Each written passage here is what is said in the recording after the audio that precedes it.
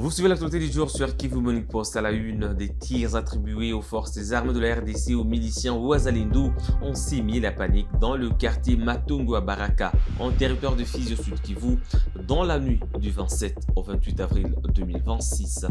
Et puis l'administrateur du territoire de Massissi, Emmanuel Ndizeye, a échangé à Rosirantaka avec la population sur les préoccupations locales et la cohabitation pacifique entre les communautés. Madame, Messieurs, voilà pour le sommaire. Tout de suite, les détails.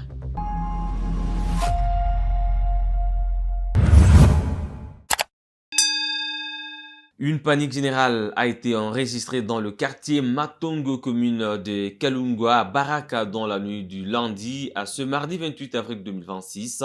Des militaires des forces armées congolaises et des miliciens Wazalendo ont tiré plusieurs balles dans la zone, sémant la terreur parmi la population.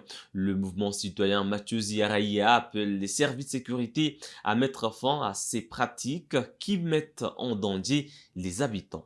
Vraiment, twaja kuonyesha hali mbaya iliyopitika katika usiku wa tariki 27 mwezi wa 4 mwaka huu tunao.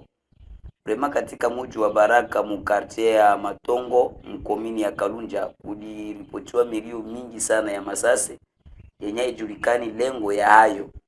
Na baadhi hivi hatujafuatilia, tutayafuatilia sawa sawa, tuangalie kwa ile masasi ilikuwa ya nini na iliumiza watu ngapi, na kama ya kuumiza tutayafuatilia baadaye na tutawapa wajibu kamili, ndugu mtangazaji.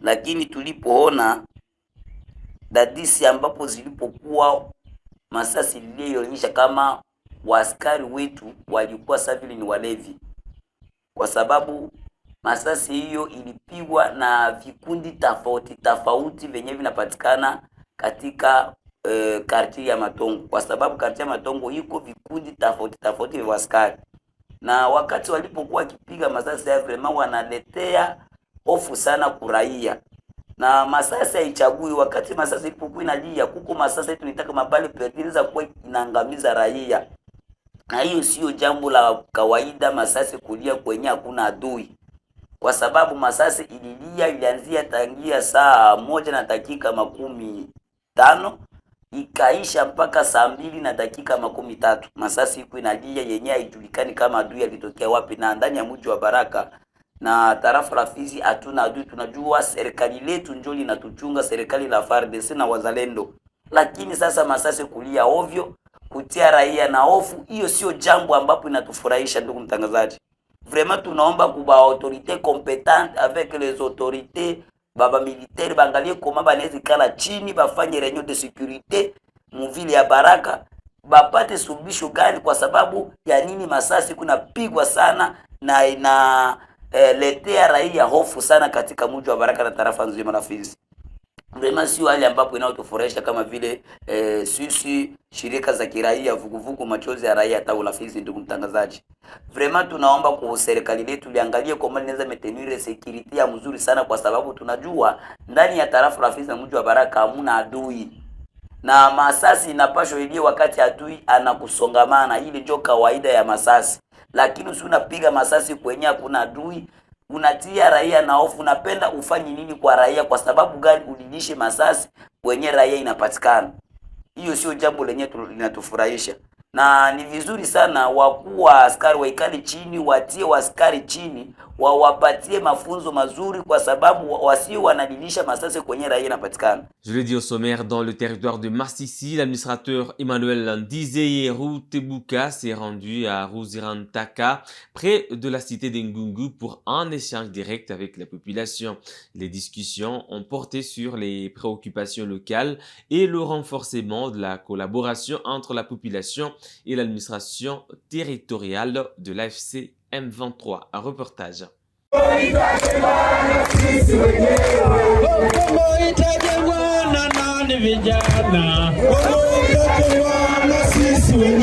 La localité de Rosirantaka a vibré au rythme de l'arrivée de l'administrateur du territoire de Massissi, Emmanuel Ndizeye Rutebuka. accompagné du colonel Msabimana, du Mwami de la chefferie de Baoundé, de Messieurs Safari Makouza, ainsi que de plusieurs cadres de l'AFC 123, l'autorité territoriale est venue à la rencontre de la population. Devant une foule nombreuse, l'administrateur du territoire a axé son message sur le vivre ensemble, la cohésion sociale et la sensibilisation autour de la vision de l'AFC 123. Selon plusieurs témoignages recueillis sur place, la localité de Ruzirantaka, autrefois considérée comme un foyer d'insécurité causé par les groupes armés dont les FDLR et les Nyatura, connaît aujourd'hui une paix durable grâce à l'AFC 123. Usalama hapa kabisa katika eneo ya Ruzirantaka inaendelea vizuri. Hakuna trakasri, hakuna kunyanyaswa, kila mtu anatumika kazi yake kwa bidii bila unyanyasi. Na wakati wa wazalendo na FARDC Burundi kulikuwaje? Kuna tofauti mrefu kabisa. Ile wakati ya mbele tulikuwa naishi mubaya, kupigiwa, kunyanyaswa, kuporwa, lakini kwa leo tunaishi vizuri, hakuna jaribu ama mambo mabaya ambayo ARC inatufanyizia. Tunaishi nayo mzuri. Wakati ya mbele ya wazalendo watu walikuwa wanalima. Wakati unaenda ongola birai wala mhindi mushamba wanakuuliza makuta na unapana moya ya pili ya birai ambayo wenyewe uliongola. Lakini wakati M23 alifika hapa hakuna kutusumbua tena na mataksi haziko na mabariere, tuko tunaenda hapa mpaka Goma hakuna bariere na tunasema kwamba hakuna mtu mwenyewe iko nakufa ovyo ovyo. Usalama ni mzuri kabisa. Prenant la parole, l'administrateur du territoire de Massissi, Emmanuel Ndizeye Routebuka, a indiqué que cette visite vise également à sensibiliser la jeunesse à s'engager au sein de l'armée révolutionnaire congolaise ARC dans le but de consolider la paix dans la région. Kwa siku ya leo tena tuko eneo ya Ngungu, sehemu wanaita Ruzirantaka. Kazi yetu ni kuangalia shida za raia. Nimefika hapa kusudi tuongee na raia wetu, na kuko mambo matatu ambayo yalikuwa yananileta haswa kuhusu ubaguzi wa makabila. Ile ni kwanza. Pili kuhusu security. Tatu ni development, maendeleo. Ndio imetuleta hapa na kuangalia shida zingine ambazo raia wanaweza kuwa nazo. Cette étape de Ruzirantaka s'inscrit dans le cadre d'une tournée entamée depuis plusieurs jours dans la chefferie de Baoundé. Une initiative qui vise à renforcer la proximité entre les autorités locales et la population, tout en apportant des réponses concrètes aux préoccupations des habitants.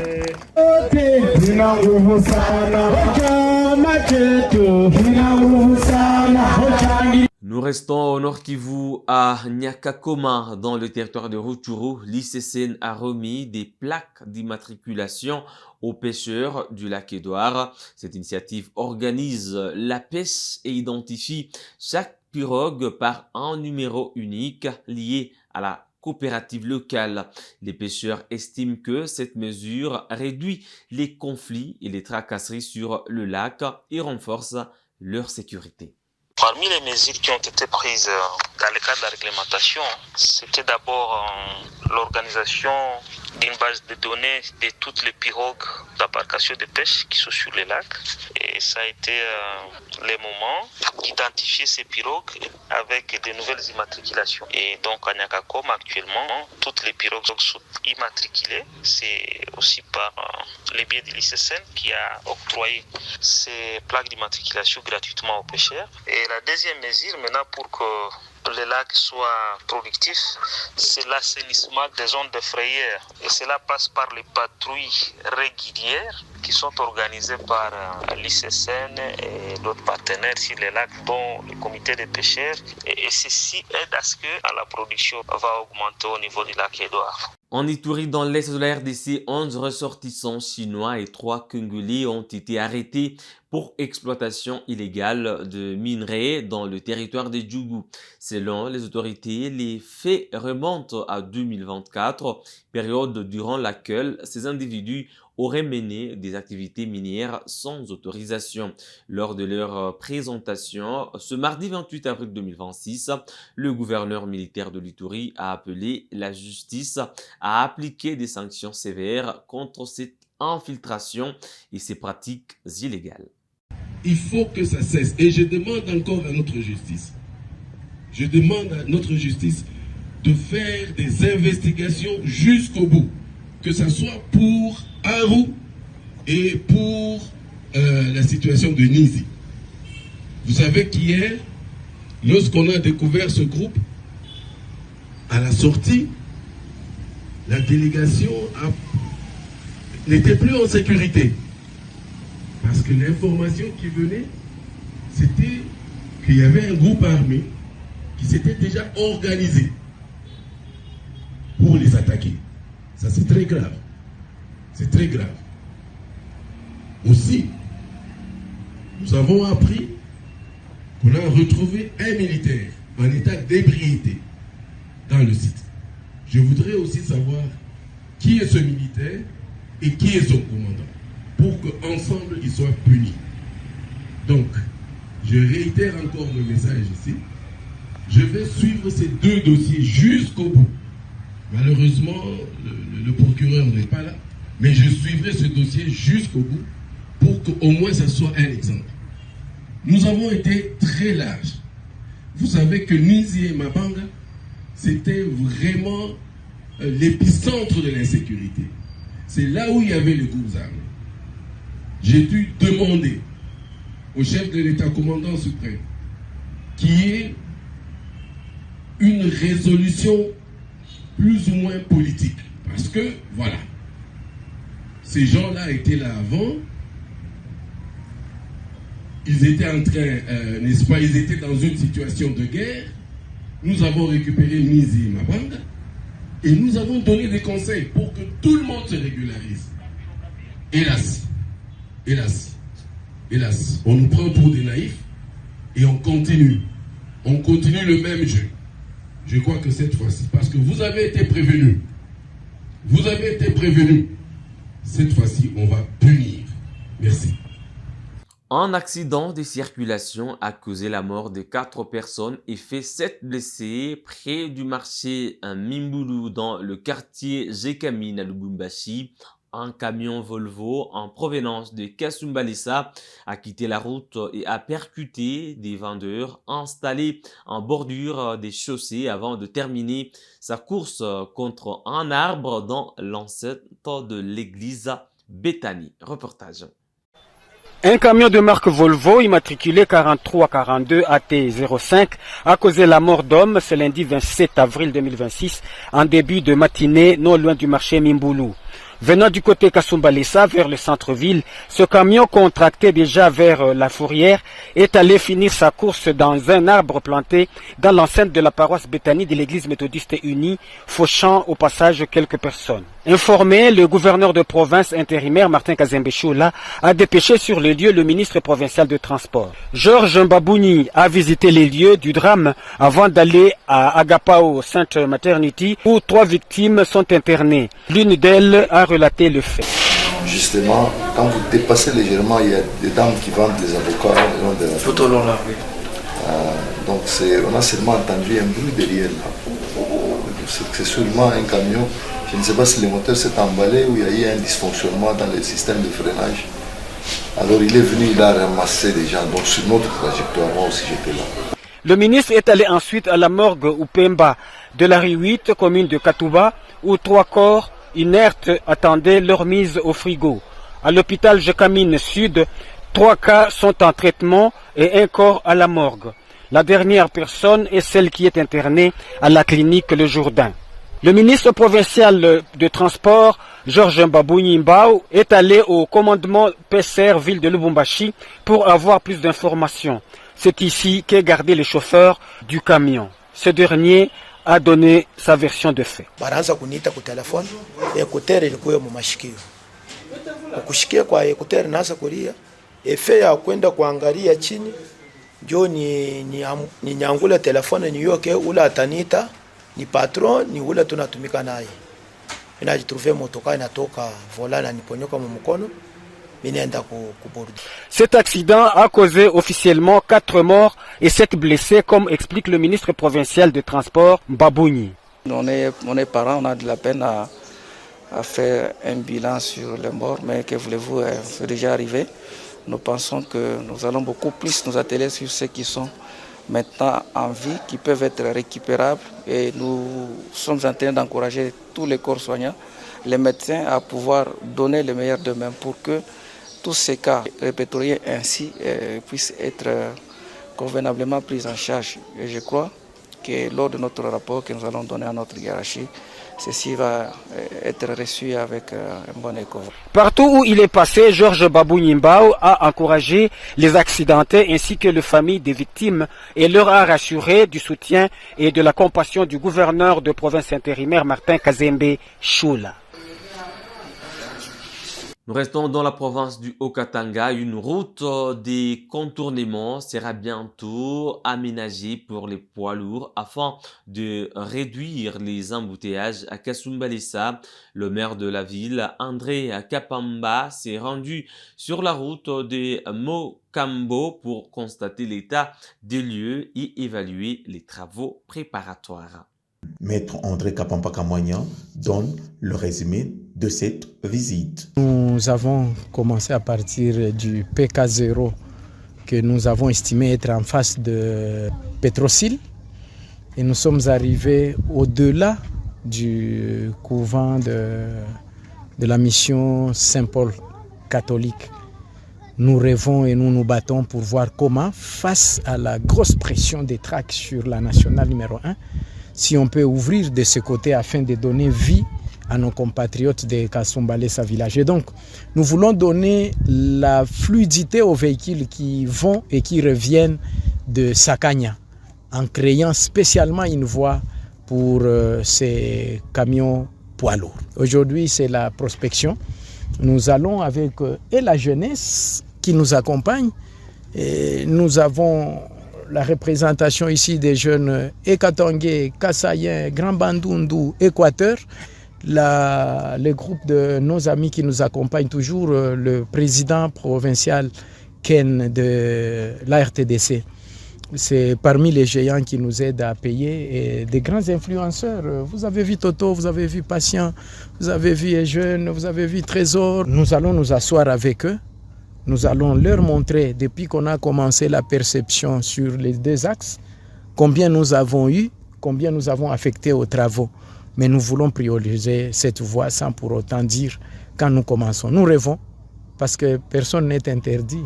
Tunabaomba baheshimie de part et d'autre ya haute tension 25 mètres juu tuko na lengo. Lengo yetu ni kupatia magari yenye kutoka na kwenda kule Sakanya fazi ya bo kwenda haraka na kurudi haraka. Njo kwa maana tunafikiri tunaishi kuweka balabala ya kusema irelie hii point bila kuleta bouchon kukasumbalesa village. Shitaitika ma accident kuile balabala batoto bakwenda ku masomo beko na bakonga.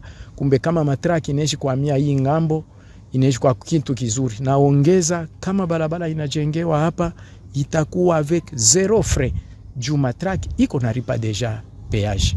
Le samedi dernier, le maire de la ville, Maître André Kapamba Kamwanya, a effectué une visite d'inspection de chantier d'infrastructures routières à la cité minière de Sodomiko et Kasumbalesa village. Enfin, la Chambre basse du Parlement congolais a adopté ce lundi 27 avril 2026 les conclusions des rapports de la commission mixte sur les accords RDC États-Unis d'Amérique et RDC Rwanda, ainsi que celle de la commission défense et sécurité sur l'audition de 7 membres du gouvernement. Reportage. Après une période de trêve liée aux intenses travaux dans les différentes commissions, la Chambre basse a tenu une séance plénière ce lundi 27 avril 2026 sous les commandes de l'honorable premier vice-président de l'Assemblée nationale, le professeur Isaac Jean-Claude Chilumbaï. Et 4 points étaient inscrits à l'ordre du jour, à savoir l'examen et l'analyse du projet de loi portant autorisation de la prorogation de l'état de siège sur une partie du territoire national, l'examen et l'analyse du rapport de la commission mixte des relations extérieures, défense et sécurité, économique, financière et contrôle budgétaire sous l'accord stratégique signé le 27 juin 2025 à Washington entre la RDC et les États-Unis d'Amérique. L'examen et l'analyse du rapport de la commission mixte relations extérieures, défense et sécurité, économique et financière, contrôle budgétaire sous l'accord de paix entre la RDC et le Rwanda. Et enfin, l'examen et l'analyse du rapport de la commission défense sous l'audition de 7 membres du gouvernement. Après l'adoption de l'ordre du jour, la parole a été accordée au ministre d'État en charge de la justice et garde des Sceaux, Guillaume Gefa Tondoko, qui a présenté l'économie du projet de loi portant autorisation de la prorogation de l'état de siège sur une partie du territoire national. Sans amendement, ce texte a été déclaré recevable dans son intégralité, puis adopté article par article. Par la suite, la plénière a analysé 2 rapports de la commission mixte des relations extérieures, défense et sécurité, économique, financière et contrôle budgétaire. Ce rapport a été présenté tour à tour par les honorables Berthold Olungu et Serge Bahati, respectivement président et rapporteur de la commission mixte. Qu'il s'agit de la toute première initiative intelligible et transparente depuis une trentaine d'années que dure l'agression, et compte tenu des instruments juridiques et diplomatiques qui engagent l'avenir de notre pays, et enfin, au regard de la volonté d'un grand nombre de députés qui souhaitaient soutenir la vision salvatrice pour la paix et le développement harmonieux de notre pays. Bien qu'empêché, le président de l'Assemblée nationale, l'honorable Emebouji Sangara, a formulé quelques recommandations à l'endroit de 2 projets de loi, notamment l'accélération du processus d'amélioration du climat des affaires pour attirer davantage des investissements dans le secteur minier, l'impératif de créer une task force nationale afin d'évaluer la mise en œuvre de l'accord. Après lecture de ces recommandations par l'honorable rapporteur, le professeur Jacques Joly et Sengekeli, la plénière a adopté les conclusions du rapport de cette commission mixte. Enfin, la plénière a examiné et analysé les conclusions du rapport de la commission défense et sécurité relative aux auditions des 7 membres du gouvernement, présentés tour à tour par le président de la commission et son rapporteur, les honorables Ruben Simikindo et Serge Bahati. Sur 7 membres du gouvernement invités par la commission, 5 se sont présentés physiquement, 2 autres se sont excusés pour raison d'État. C'est tout pour l'actualité du jour de ce 28 avril 2026 sur Kivu Morning Post. Merci à vous de l'avoir suivi depuis à la fin. On se fixe à un nouveau rendez-vous d'actualité. D'ici là, portez-vous bien.